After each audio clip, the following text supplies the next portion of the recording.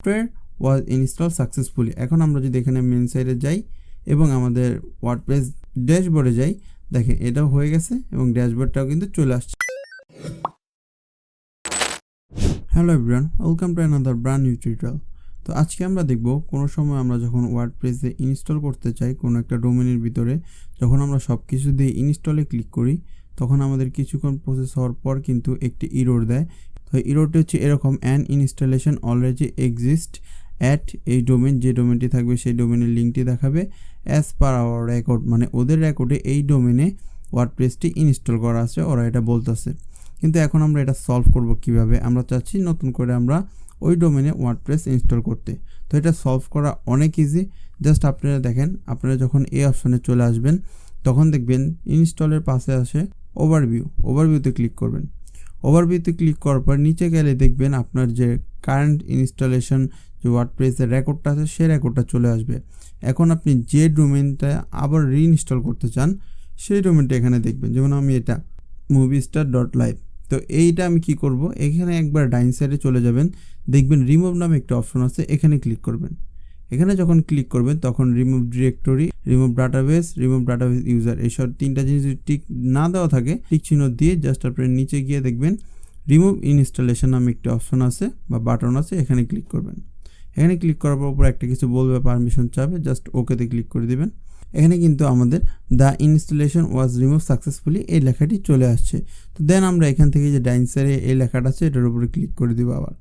তো ক্লিক করার পর একটু নিচেই দেখতে পারবেন যে ওয়ার্ডপ্রেস নামে যে অপশনটি আছে, এখান থেকে আবার ইনস্টলেশনে বা ইনস্টলে ক্লিক করবেন। ইনস্টলে ক্লিক করার পর দেন আপনি এখান থেকে সেম প্রসেসে আবার ইনস্টল করবে। যেমন আমি এখানে আমার যে SSL আছে সেটা অ্যাক্টিভ করা আছে, তাই এটা সিলেক্ট করে দেওয়া।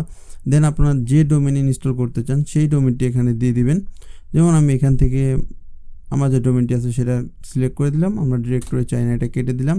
দেন আপনাদের সাইট সেটিংসের ভিতরে সাইটের নামটা দিবেন, আমি আমার সাইটের নামটা দিয়ে দিলাম। দেন আপনার সাইটের যে ডিসক্রিপশন আছে সেটা দিয়ে দিবেন।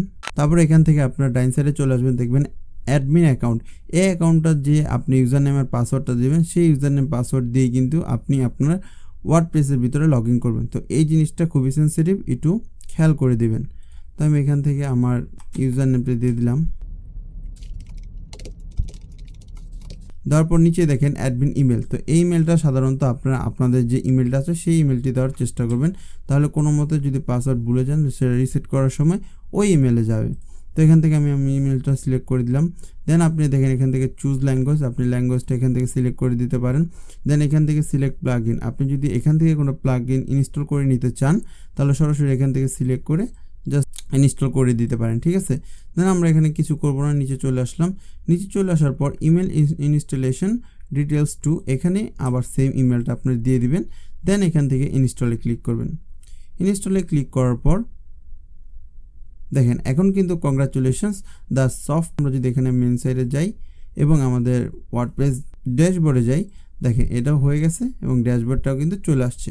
তো আশা করি আপনাদের ভিডিওটা ভালো লাগছে এবং এররটা খুব সহজভাবে সলভ করতে পারছেন। কোনো প্রকার কোনো সমস্যা হলে এরর সলভ করতে আমাদের কমেন্টে জানান, সেটা আমরা ক্লিয়ার করে দেওয়ার চেষ্টা করব।